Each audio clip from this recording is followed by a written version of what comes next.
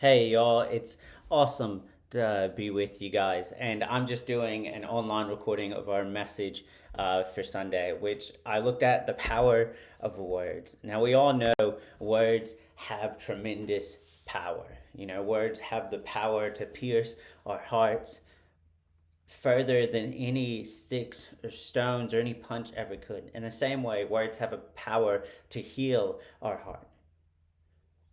Which is funny because, we tend to tell our kids, sticks and stones may break my bones, but words will never hurt me. And that is such a lie because words have tremendous power. They can cause us the most pain imaginable. And they can also bring the most healing at the same time. Not only do words have this power, though, I believe words can often materialize in the physical. And this is why in Genesis, when God created the universe, it says that God spoke it into existence. Again and again we read in Genesis 1, God said, and then God said. So God's spoken word materializes into the physical and gives us the creation of the universe. So God spoke all of creation into existence because words have power to materialize. And I think we often forget that. I know I'm one that often forgets that and sometimes can have some of the worst self-talk in my head. And it's something I really try to acknowledge and own and grow in because words have power. And I really believe the enemy knows this and aims to make humanity murderers with our words. If you look up suicide rates and all those kind of stuff nowadays, suicide rates and everything are going up. Calls to Lifeline are going up. Young people in schools, I know especially at the school, in my experience working and helping at schools, there seems to be a growing number of kids struggling with suicide ideation. And it seems like we can be such murders with our words, with the words that we say to others. We can use social media now to just bang on anyone that we think differently behind a keyboard and not have to ever see the person's face, but the words that we type still have the same power as if we spoke them. Not only that, sometimes we can murder ourselves with words. When situations don't go our way, maybe we don't get that job we are wanting, or we don't get that promotion, or maybe, a friendship breakdown, or whatever it is, we can sometimes beat ourselves up with words. And I don't know about you, but I know I've had a lot of words that have caused me pain throughout my life. I think when I was a teenager, I know I had some of these words really big in my head. Words like worthless. Thinking I wasn't worth anything. Words like weird. Words like stupid and too needy and ugly. These words would go again and again in my head. They might have only been said to me a couple of times, but they seem to have this power to repeat whenever a situation provided an opportunity. Whenever I didn't fit in that new friendship group, it's because I was just too weird. Or I didn't do as good as I wanted on the test, it was because I was stupid. And these words would just go in my head and get louder and louder. And as a teenager, they caused me a bit of struggle. They materialize in the physical. If you know anything about some of these words, sometimes they get so loud in your head, you just want to do something to get it out. And for me, that led to these bad words materializing in the physical by me grabbing a knife occasionally and holding it to different parts of my body. Never slicing, but just pressing it in. Googling arteries that I know I could slit, and that would be the end of it. Really struggling with these words in my head that would just circulate again and again and again. And I know for me, a big thing that helps me and still helps me is Jesus' words for you and for me. Jesus says words like you are loved and you are worthy. And we see this throughout the gospel again and again. We see it when a young woman gets caught in adultery and gets brought to Jesus.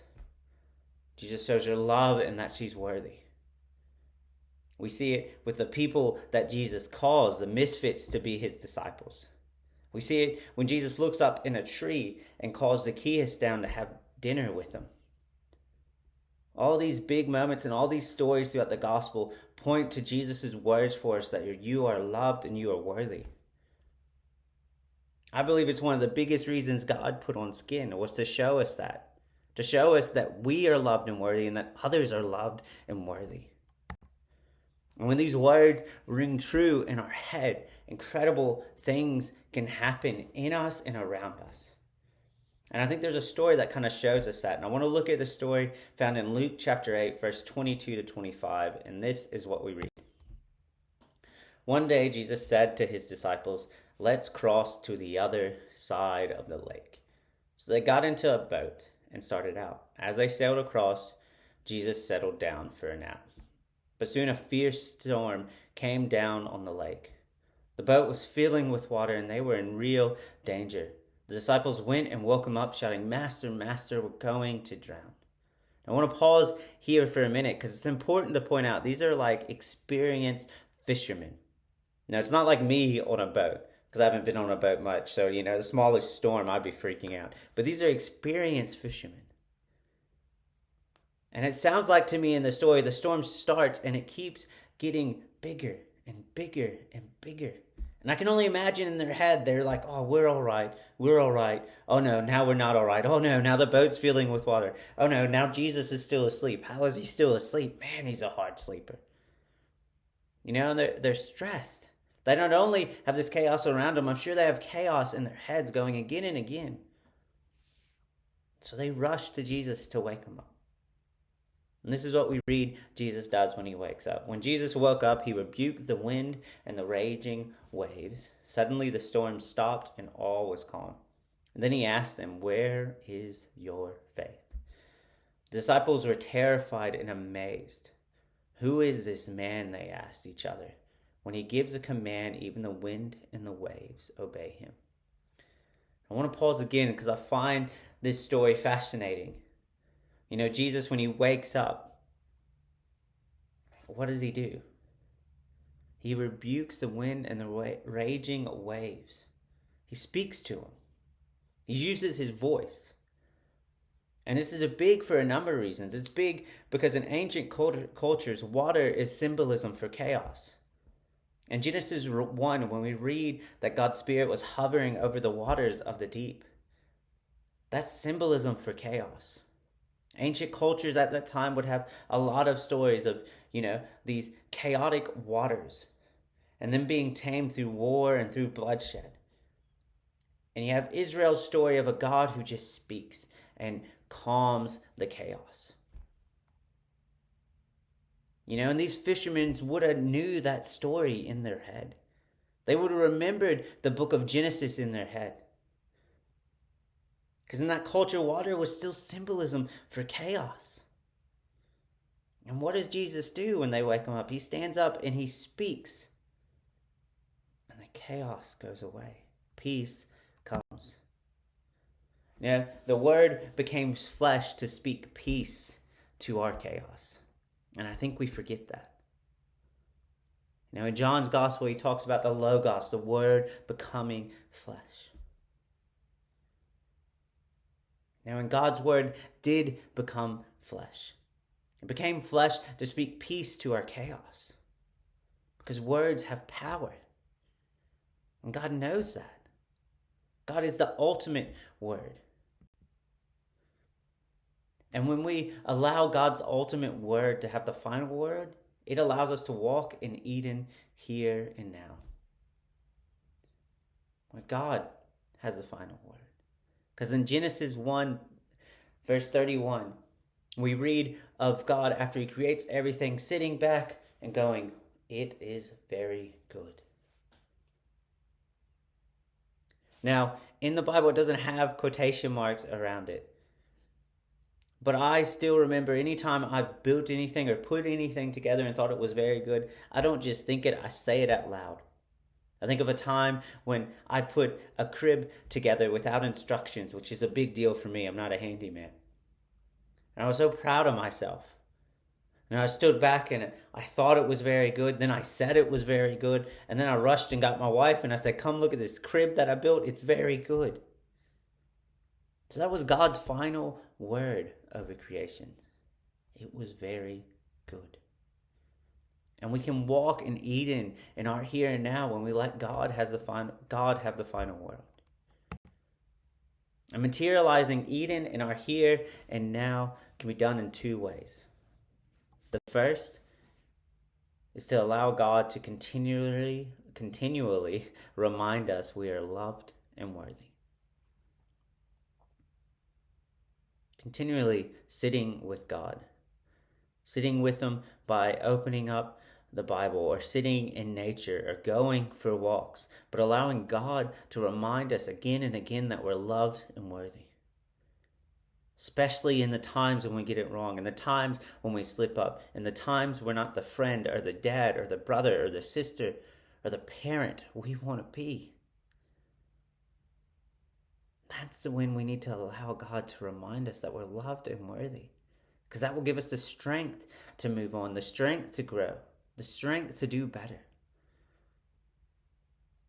Because those words will materialize in the physical. We have to allow God to continually remind us that we're loved and worthy. And the next thing we got to do is remind others they are loved and worthy. I think too often we can be so judgmental, so quick to criticize people, so quick to just call out the negative. And to remind others they're loved and worthy doesn't mean you have to lie. I'm not saying that.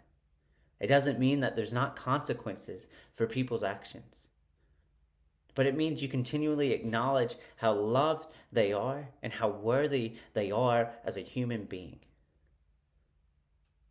You continually discover that divine fingerprint that God placed on them. And the times they get it right, and then the times they get it wrong. And the times they need to face consequences, and then the times they don't. We got to continually remind others that they are loved and worthy because our words have power.